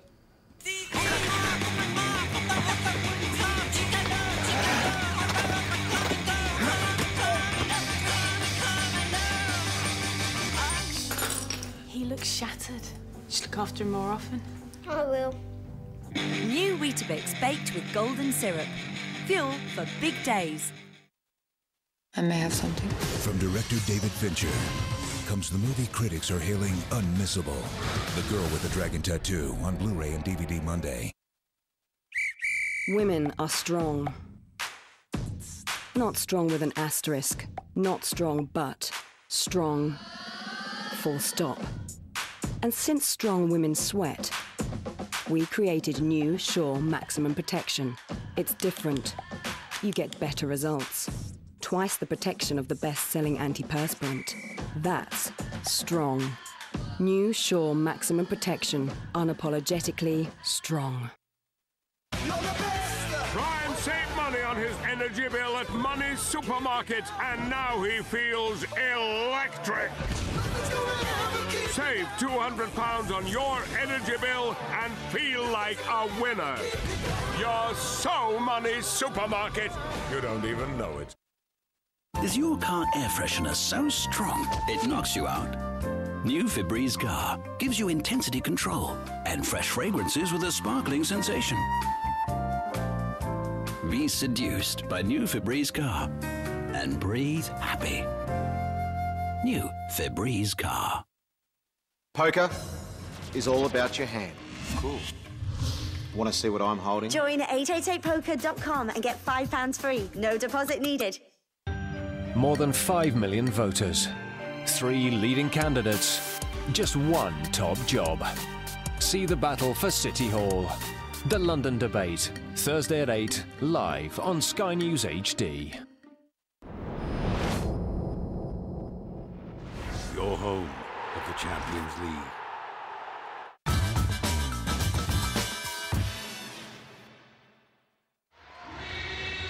Rocks will have the ball from the end line here as they lead by 6. 3.5 minutes to play.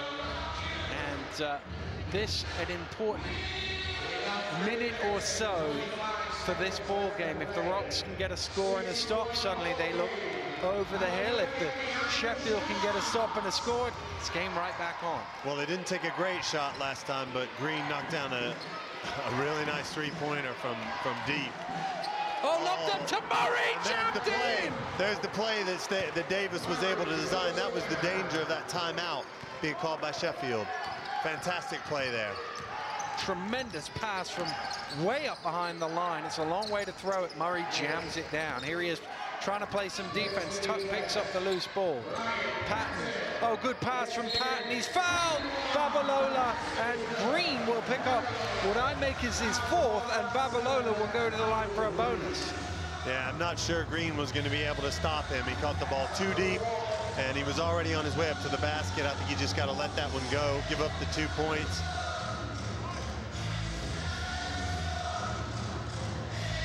I'd love to see the build-up to that last alley-oop for Murray. I mean, that was a really nice play drawn up by Sterling Davis there. Babalola now makes it a 5-point game, just under 3 to play here.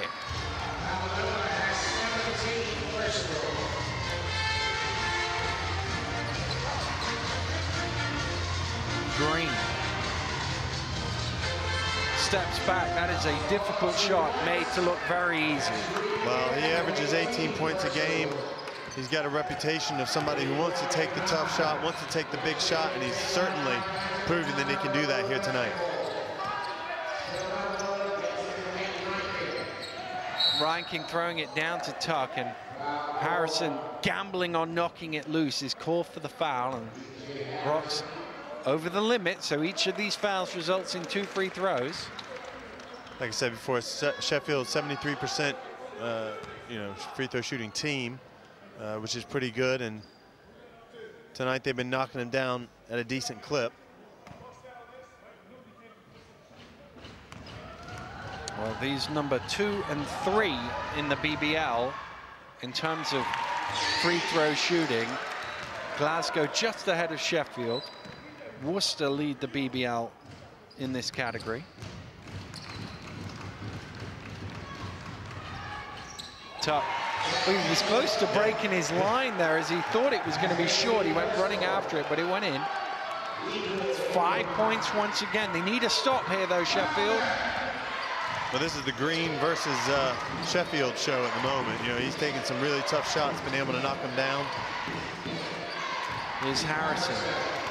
Harrison throws it into Wedemeyer. Wedemeyer dumps off to Davis. Good interior passing from Wedemeyer. I've been really impressed with Wedemeyer tonight. He's done all the little things well. He's been in the right place at the right time. He's gotten some easy layups. He's made some nice passes and played some good defense. Patton fires up from miles out again. This one doesn't go. Oh, it's tipped up in the air, and eventually Wedemeyer comes down with it. There's that man Wedemeyer again, you know, underneath the boards where he's supposed to be. Well, a score here for the Rocks, and surely Sheffield have too much to do in the last 90 seconds. Green.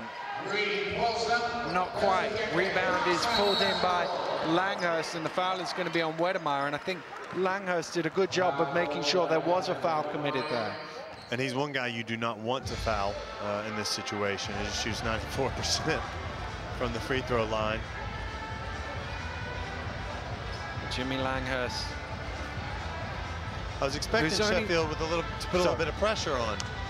That never materialized, but I guess they've kind of been hoping or trying to get Glasgow into missing a shot. They have hit, to be fair, hit some really tough shots. Langhurst has only missed 6 free throws in the league all season. He's now 96 of 102 for the season. Just amazing metronomic accuracy. It's repetition, you know, it's the same thing every time. But they need stops here, the Sharks. There's no point in going score for score as they've been doing over the last minute or so. Green round the screen, gets it to Davis. Harrison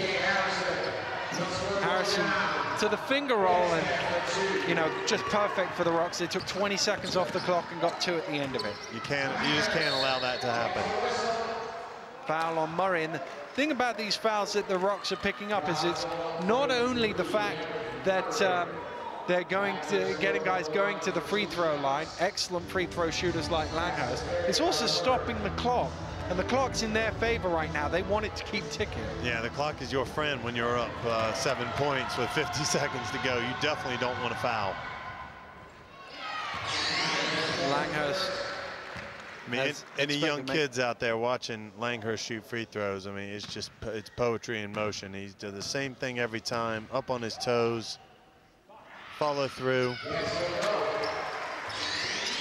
He leads the league in free throws and three-point shooting, and a quick foul from Patton. They realize there isn't enough time to allow the Rocks to play defense. The only problem is it's only their second foul of the quarter, so they've still got a couple more fouls before they can send the Rocks to the free throw line. That is a disadvantage when you are down at the end of the game and you do need to foul if you've got 4 fouls to give. Well, they don't go for the foul there. Maybe they were trying for the steal first. Once the ball's over the halfway line, you've got to commit the foul to stop the clock. That was nearly a clean poke from behind there by Langhurst. 43 seconds to go here. Interestingly, there's 5 minutes to go in Newcastle, and the Tigers lead the champions by 5. And the foul is called. That all in the battle for that last playoff place. Doesn't look like Milton Keynes are going to make it. They trail 59-82 to the Cheshire Jets with 6 minutes to go. That is a amazing scoreline. Milton Keynes really falling off a cliff in the last month or so.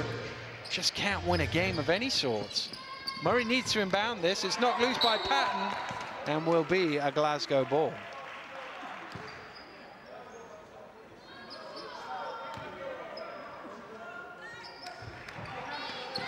Murray into well, they're not Harrison. They're not fouling now. They're going to let the time run down.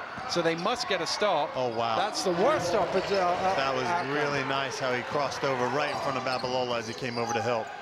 Patton head fakes the 3, steps underneath. They need a 3. Babalola's going to take it in the corner. He's not going to make it. Babalola gets his own rebound. Oh, what a block from Wedemeyer. That just adds to his arsenal, his repertoire that he's shown us tonight. He's done a little bit of everything. Here we see the block. And he blocked it left-handed as well. Left-handed shot, left-handed block. 12 points, 10 rebounds. That's his first block of the game. He shot 56%. He's given them a good 25 minutes off the bench, hasn't he? Yeah, I mean, he only averages 11.5. You know, so he's about at his average. But it's all the other little things that he's done well. I mean, for me, I'd say he's probably my player of the game. If I had to say, you look beyond the points a little bit in a situation like this. And he's fought so hard on defense. He's been on the right place at the right time, as I've said on a couple of occasions. You know, he's boxed his man out. He's never been caught out on defense. So I've been really impressed with his play tonight. And one of the first points you made at the top of the show, Todd, was how the Rocks have 6 guys averaging double figures.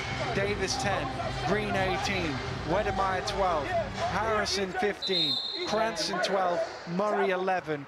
6 guys in double figures once again. It's a testament, I think, to how, as a team, they've come together this season and had to deal with certain players being out and other players having to step up on you know, various nights and score 20 points, score 25 points, and they've got the personnel that are able to do that. But I think what's impressed me most about them tonight is how hard they've worked on defense and how, you know, when Sheffield has made their runs, how they've been able to sustain an effort and keep them from taking the lead. That's Tuck a nice inside, will lay it in. Tuck will, has 20 and 10 on the board, continuing his fine form, but it doesn't look like it's going to be enough with 13.5 to play. You know, he is a double-double guy now. You know, he gives you a double-double. That's what you get from him. And the Rocks managed to play keep away, and the foul has come, but in the meantime, about 8 or 9 seconds have ticked off the clock, and Rocks are virtually home and hosed with 5.5 seconds to play. Well, it'll be an occasion for them. They're in 5th place at the moment. I don't think they're going to move anywhere with this win, but what they will do is give themselves a little bit of space between them and Sheffield in 6th to make sure that they finish 5th. Well, they will finish 5th with this victory. Sheffield won't be able to overtake them. And I can guarantee you, Leicester, Plymouth, Worcester, they will be battling for 2nd. They won't want to finish 4th and have to play the Glasgow Rocks home and away in the playoffs. Definitely not. I mean, that is we had to do that a few years ago. My last year was Sheffield. We had a nice win here against Glasgow and then went up there in the 2nd leg, and then they ended up beating us by 2 or 3 points, and it was you know, not the way I wanted to end my career, to be honest, but it's a long trip back from up there when you lose, that's for sure. And there was an interesting playoff matchup last season between the Rocks and the Sharks. Of course, they met each other, and the Rocks had a big win down here. I think they were 25 up with about 8 minutes to go. But the Sharks came back and beat them up in Glasgow and actually ended up winning the tie. So anything can happen over 2 legs. Yeah, they were winning big in that game and actually lost quite a bit of the lead as well. So You're right. Over 2 legs, you never know what can happen. But like I said, it is a long way to go to get all the way up to Glasgow. Even from Sheffield, I mean, for Plymouth, it's you know, it's diabolical. But no, in the playoffs with a one-off game where anything can happen, it'd be very interesting. It'd be interesting to see who actually finishes 4th and plays against Glasgow, because that will be one of the tougher matchups in the playoffs. It's such a tight battle between Leicester, Plymouth and Worcester. It would be a brave man who would pick it now with still a few games left. Ryan King will fire up for 3. It will not go, and that will do it. The Glasgow Rocks will finish 5th in the BBL Championship, and you have to say over the course of 40 minutes here today, they've been the better team. Yeah, definitely. They've come out at the beginning of the game. They established themselves early. They went inside early to Cranston. They got some easy shots, and then every time Sheffield pushed back at them a little bit, you know, they were able to sustain that momentum and build. You know, Green really was the person who hit the big shots, and also Davis, which you'd expect from the coach. But like I said, Wedemeyer was outstanding tonight, just doing things all over the court. Very impressive. For Sheffield, very disappointing. But then again, I think they're now working towards something else. You know, they want to win the playoffs.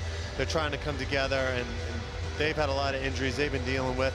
Just got Nate back in the lineup, and it looks like he still needs to be integrated into this team they've got at the moment. Well, a tremendous victory for the Glasgow Rocks. They've beaten the Sheffield Sharks 83 points to 76. Well, certainly, I think that's the first time I've seen you this season where everybody's fit and healthy. You guys look pretty good when you've got a full unit out there. No, guys played well tonight. I mean, it's good to have everybody back, and it's a little bit overwhelming at times. I got so many guys on the bench who are ready and rested. So, I mean, it's a good thing for us. And right now, we're just, like I said before, in the pregame, we're trying to make that adjustment of trying to get the rotations together and then just get that chemistry built up before the playoffs start.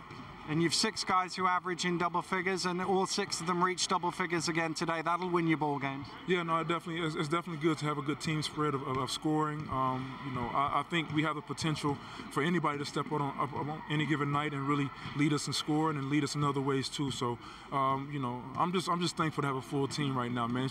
It's an incredible feeling just to be able to go out and then you got guys on the sideline and you know, it was a good effort from everybody tonight. And you guys played really well in the first half. Had to weather a bit of a storm in the third quarter, though. Yeah, we knew Sheffield would make a run. You know, they got a lot of good talent on the team. We knew Nate would come out, and Patton shot the ball extremely well tonight. So we knew they would throw some blows at us coming in. But I was pleased that the guys were able to take the hits and not let it get too out of control. I think, you know, they made their runs, but we were able to, you know, kind of counter that when the time came to do it, and we were able to come out with the win. So that was good. Well, you've locked down 5th now. Leicester, Worcester, Plymouth with the potential playoff rivals. Do you match up better with any of them? No, I can't say we do. I can't say we match up better with anybody. You know, out of that top 4, we've had some pretty good success this season against Leicester. We struggled against Plymouth, and then we struggled against Worcester all season long. So who's to say, you know, what will happen in the playoff and who we'll match up with? But whoever it is, we got to be ready to go because those top 4 are really tough. Well played tonight. Thank you. Cheers. Well, Atiba, we saw glimpses of Sheffield at their best, but perhaps not for the full 40 minutes. Yeah, I think I told the guys we just played in spurts offensively. Our spurts, the positive ones, were too short. You know, we did a pretty good job in the second half. First half, we weren't very consistent and made a lot of errors. But the second half was definitely more energy. You know, offensively, we're a little bit sharper. You see where we could be if we had a little more time together. So hopefully, we got just another weekend, and we got to try to put it together as fast as possible. Yeah, in that first half, they came out of the blocks very quickly. You guys struggled to knock down the three-pointer and got a little bit behind. Yeah, well, I said that we got to hit shots. You know, we're not a team that's gonna, you know, necessarily shoot 2 for whatever and then, you know, grind it out in the post, or, you know, we got to make shots. That's the bottom line. This team is going to live and die by the three-point line right now because of the lineup we have. So if we get hot, we're going to beat a lot of people. If we shoot like this inconsistent, we're going to struggle. Third quarter, Babalola and Ryan King got you on a real spurt and got you back in. Did you feel you needed to take the lead at that point? Yeah, I thought I just thought we needed to just put some runs together. You know, we had some good looks, and we missed some opportunities with the guards missing some of our big guys on rolls, and I think when we got it going, you could see it was a lot smoother, and guys kind of picked up on the both ends of the floor, and that's what good offense does for you. You know, put some intensity on both ends, and that's why the runs we needed that. A week left in the season. They're all about now just getting yourself in shape for the playoffs. Yeah, we're where we are. You know, we had a small window to try to put these guys back together with Nate coming in the lineup and never playing with Ryan before, and you know, so we got a small window to try to get it together. But I thought this was definitely much improved from last week, and that's only 2 weeks together. So hopefully we can really gel and try to make it work. Thanks for talking to us, cheers. Well, a tremendous performance by yourself. Todd had you down as our MVP, but it was a really good all-round team performance from you guys. Yeah, it was a good game. It was good to come out here and win because we know how hard it is to win here on the road, and they're a very difficult team. They're up and coming. They got Reinking back today, so they made it difficult for us, but we're glad to hang on there in the end. You guys really came out with a lot of energy in that first quarter and set yourselves up with a good lead. Yeah. It was always good to come out to a good start. Like, there's been a lot of games like in the past, like the last 4 or 5, where we came out slow, getting down early, and then it's a grind through the whole game. So it was good for us to get a good start, and it's always good to go in and pound it inside to get to DeAndre, get him in the game early, so he contributes throughout the whole game. And then in the third quarter, Sheffield suddenly found their range from three-point land and made a run at you. Yeah, that was true. Like, they had, I think it was 3 or 4 threes in a row there. Like, Ryan King was still coming in. He was playing really aggressive, coming off screens and shooting it unexpectedly. So they did a really good job in surprising us there, and it was a good team effort for them. And it was good for you the last minute of the third, first minute of the fourth, some steals, some stops, and get that lead back up to double figures. Yeah, that was good because we knew we were kind of on the ropes a little bit. We had the momentum swing there, so we needed to get it back in our favor. So it was good to come up with those loose balls and steals at the beginning of the quarter. And you guys going to finish 5th now. I don't think anybody will fancy you in the playoffs. Yep, we clinched 5th today with this win, so that's a good thing for us because our goal was to be in the top 4, but we didn't achieve that. But it was good to get the 5th place locked down. And any preferences for who you meet? No, it doesn't matter. Everyone's tough in this league, so it depends day to day who you play. Every game's hard. Well done today. Thanks for talking. Well, Todd, looking back over this game, really explosive spell by the Sheffield Sharks in the third quarter that got them going. Babalola and Reinking doing the damage. Yeah, Reinking had struggled with his outside shot. This is Babalola knocking down a 3. Reinking was able to knock down a few threes. Babalola with that turnaround, and then Patton with a big 3-point shot from it must have been about 30 feet. But this is when they really came back at Glasgow, and Glasgow looked really out of sorts and really uncomfortable. They certainly did, and that was really the key for Sheffield to get back in the game. They managed to cut it down to only 4 points at this stage. But in the fourth quarter, it was really all about the Glasgow Rocks and how well they play. I mean, they played great defense all the way through, but offensively down the stretch, they showed their poise. Well, Harrison was able to get to the basket, and this man, Wedemeyer, was always in the right place. We saw him just there with a big block on Babalola. Right there, he picks up a loose ball and lays it in. Then there's Murray with "Look what I found," right back into my hands for a little layup. Getting up the court, Wedemeyer again with a really tough left-handed layup, which seals Sheffield's fate, really.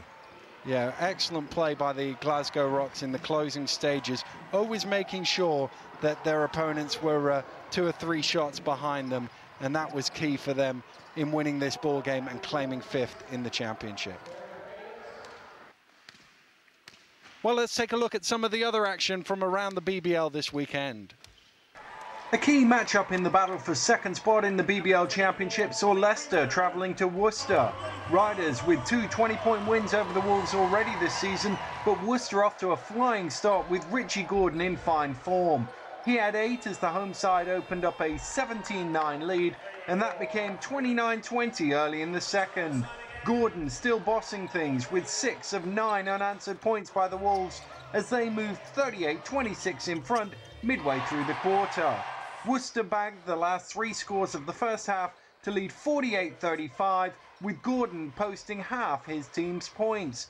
He got into foul trouble early in the third, however, but the change of attack just helped the Wolves. They went into 3-point mode, with Sherrod Prezi Blue, Tommy Freeman and David Watts all connecting in quick succession as part of 11 straight, which had the Wolves 26 points in front. Their lead peaked at 31, although 14 consecutive points from the Riders early in the final quarter had the gap down to 82-66. Wolves' victory never in doubt though, as they capped a great regular season with a win in their final home game. Final score, Worcester Wolves 93, Leicester Riders 71. Let's round up all the results in recent days in the Championship. Leicester big winners over Plymouth, Newcastle's title party was dampened slightly by defeat to Mersey. Rocks won our main game, and a huge victory for the Jets over the Lions, 95-78. Durham claimed the third win of the campaign, beating Guildford 96-85, whilst Worcester staked their claim for second with a 93-71 success over the Riders. Sunday's action saw Cheshire into the playoffs with an 80-64 victory over the Rocks. Mersey had a cracking penultimate weekend, completed with a 94-86 win over the Lions, but they'll fall just short. Plymouth's win over Worcester means they have the edge in the race for second. Here's how the table looks with a week of action left. If Plymouth win both their games, they'll be second. Drop one and it could be the Riders if they win out. Worcester need the Raiders and Leicester to lose once if they're to finish in second. Glasgow are fifth, and behind them, all the playoff berths have been accounted for, with the order still to be decided. Despite a great late charge, Mersey cannot do any better than finishing level with Guildford and Cheshire, and they'll miss out on the head-to-head. Lions need 2 wins and a Mersey defeat to avoid finishing 10th. Well, a tremendous victory here for the Rocks. Our coverage continues next week, and we'll be right back here in Sheffield as the Sharks welcome the Plymouth Raiders. Both sides are jockeying for position, and it could even be a playoff preview. That's Sheffield Sharks versus Plymouth Raiders, Tuesday, the 24th of April, Sky Sports 3 at 7 p.m. Thanks a lot for joining us. We'll see you next week. Goodbye.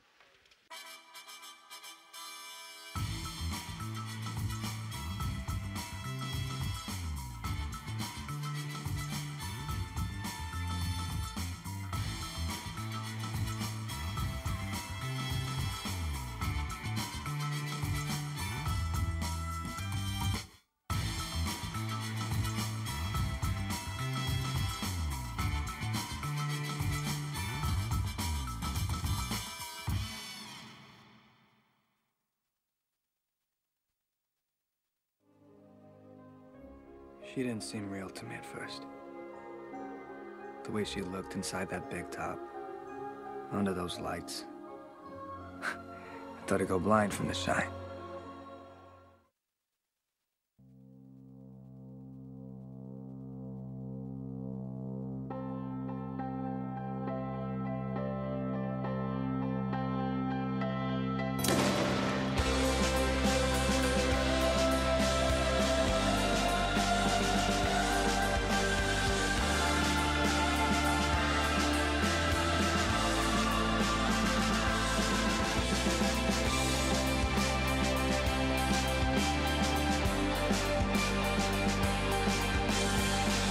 We are all unique, but we are also part of something bigger.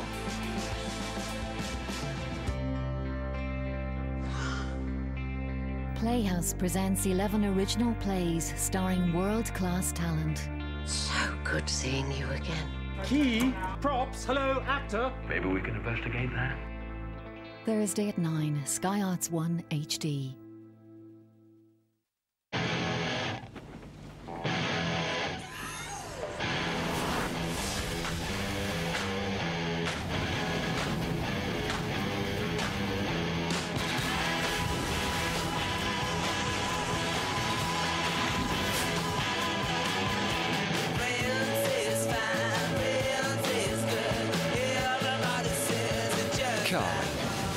Brilliantly British, brilliantly refreshing.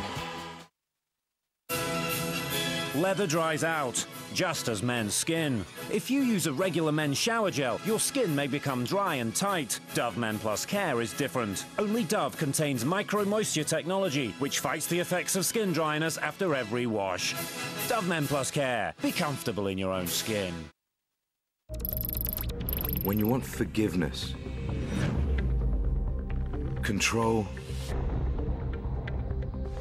and power. Over and over and over again.